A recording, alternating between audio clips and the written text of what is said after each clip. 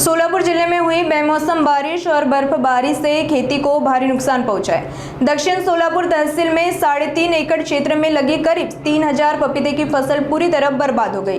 वहीं पपीते के साथ साथ अंगूर, अनार और मुनगा की फसलों को भी बड़ा नुकसान हुआ, जिससे किसान बेहद परेशान और हताश है।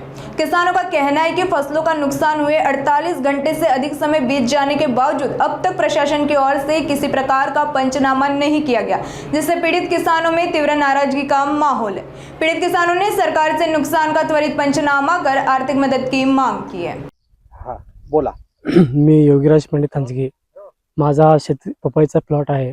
आतापर्यंत मी ह्याला नाही म्हणलं तर 3 लाखाचा 3 लाख 3.5 लाख रुपये खर्च केलेला आहे. याची अपेक्षा आम्हाला 10-12 लाख रुपयाची अपेक्षा होती, कारण शनिवारी पडलेला गारपीटमुळे आपलं एवढं सगळं नुकसान झालेलं आहे. आमचं गट नंबर आहे 158. किती एकरचा परिसर आहे, किती झाड आहेत?